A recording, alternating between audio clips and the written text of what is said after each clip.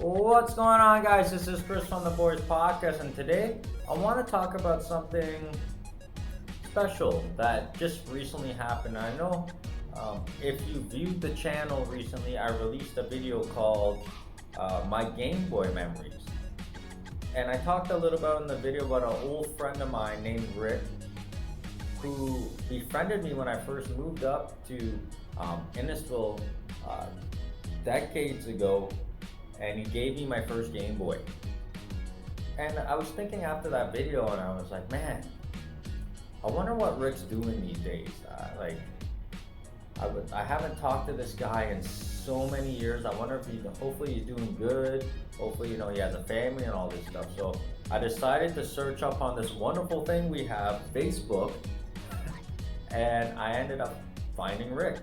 So I sent him a nice long message, and I just, told him about, I never forgot those memories of him giving me the Game Boy and us just hanging out and just enjoying life when we were kids. And I sent him this message, and it took him a long time to reply, and I was like, oh fuck, maybe, like we all grew up, we stopped using Facebook and this and that, stuff like that. But he recently messaged me a few days ago back, and it just brought me to this realization that we have to start doing this. And I know it sucks because I'm very prideful.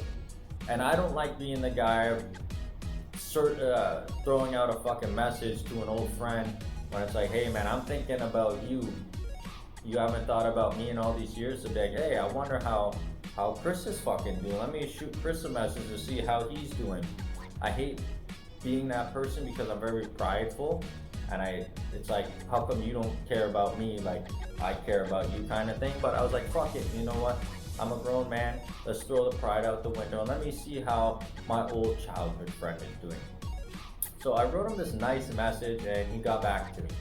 And he was like, man, I loved reading this, and he was thanking me, and he's like, I think about you all the time. You were like my little bro, man. And then we just had a nice conversation. It wasn't long. There's a few messages back and forth, but just reading it takes you down memory lane.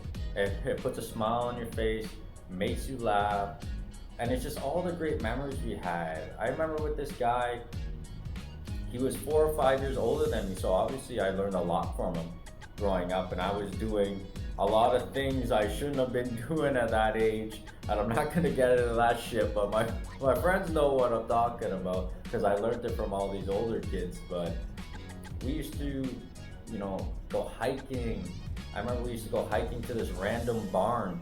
It's just this random barn in a field, and it used to be about an hour walk, and he would take me there, and we would climb up the fucking rafters of the barn and jump off into the hay.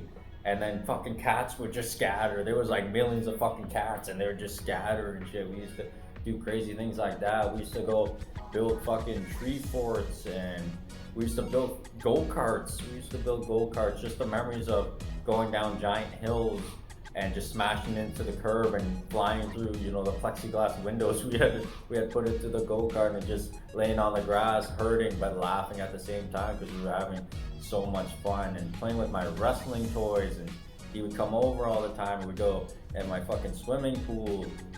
We'd be out late having fires and just talking about life, and just have me learning these new things from coming from Toronto, where it's all inner city and everything's tight to this open town where it was peaceful, and we were able to do a lot of things and not get repercussions for it. And he taught me so many things and so many great memories. And a couple of funny ones is, I remember I was coming over to his house, and he threw me a little tiny ball, and I'm like, what is this? And he's like, eat it, it's a gumball. And I remember I bit in it, and paint went everywhere, and he was just laughing his ass off, and I ran inside and washed out my mouth. And then he felt really bad because he thought I ran home crying, but I was kind of initially shocked of what the fuck was this, and I was like, what the hell was that? And he's like, oh man, it's a paintball. You don't know what a paintball is? I'm like, no, I don't know what a paintball is. And he went and took me paintballing in his backyard after. We went into the bush, and we were shooting the trees and stuff. And he felt so bad, he ended up letting me pick a wrestling toy, and I think I ended up picking Rikishi. I picked that thong wearing fatty, Rikishi. Shut your mouth, you thong wearing fatty. But man, and another great memory, I remember he called me at 6:45 in the morning. For some reason, all the kids would knock on each other's doors on my street at 6:30. The parents would go to work around 5:30, so I guess everyone would be up, and they would all be knocking on doors at 6:30. So we were out really fucking early all the time, and we were out really late all the time. And I remember he called me and he's like, come over, come over. I'm like, what for? He's like, come over quick, come on, I gotta show you something crazy. And I was like, okay. So I went over to his house and he's like, come over, come on. I'm like, hey, what's going on? He's like, my sister's not home. Come on, I want to show you something. And we went upstairs, and I remember we went to his dad's room, and he laid on the ground, and he's like, come check this out. And I went beside him, we looked under his dad's dresser, and there was a couple magazines there. And I was like, so what, there's fucking magazines there? He's like, oh man, you stupid? And he pulled them out, and they were porno magazines, and we took them, and we went to the ledge of the stairs, and we were flipping through them, and we were just looking at some big old titties and booties, and then one was a scratch and sniff one, so I got to, experience some of that, of a nice cowgirl sitting on hay, and I got to scratch and sniff that one. But the funny moment was when his sister came home. She must have been at a sleepover or something.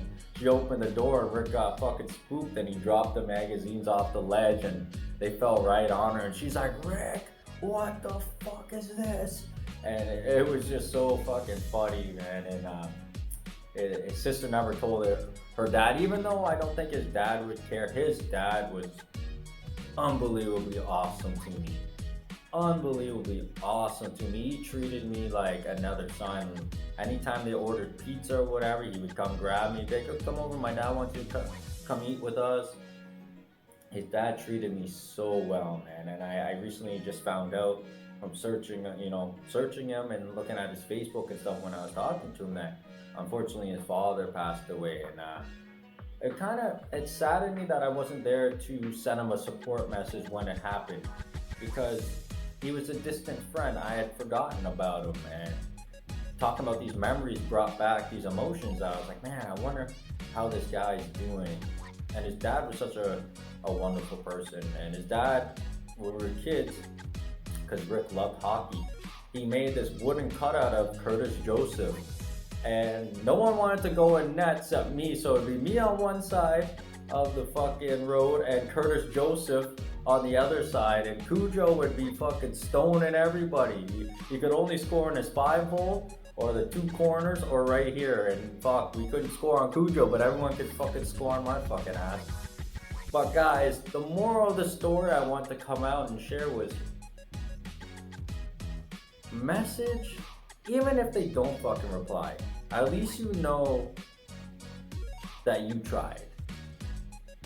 And we all think about these memories we have growing up. I can go on and on about fucking great memories me and this man shared, and the fun we had, the amazing fucking memories that we have. Like, I cannot forget that this man gave me a fucking Game Boy and a Pokemon game, and that changed me going forward to being a video gamer. I played fucking my favorite Super Nintendo game at his house, Turtles in Time. I fucking played Demon Crest there. I played Paperboy 2 there. I fucking played Mario all night with him. Like, this is crazy gaming memories that will last for me forever. He was the first one to get a fucking gecko, and I remember we used to sit in his room and just play with the gecko, and then we'd run away and we'd have to find him and shit like that. But guys, girls, whoever's viewing the channel, I know we all grew up with that childhood friend, and we have amazing memories with, and we told secrets to, and they taught us so many different things. And I'm just here right now. Put the pride aside. Put your pride aside and message them. And if they respond, they respond. And when they do respond, even if it's just like, hey, how's it going? Oh man, I fucking remember when we did that. I remember when we did this. That was so fucking funny. And even if it lasts 5 minutes, it's worth it to fill that void of knowing that the person you grew up with is doing good in life. And jealousy, envy, we can't live like that. You gotta feel great for those people that are doing good. And it's good knowing that they're doing good. So I encourage everybody, please go out there and message a childhood friend and just say, hey man, I was reminiscing and I remember these moments and I just had to message you to see how you're doing and I hope all is well.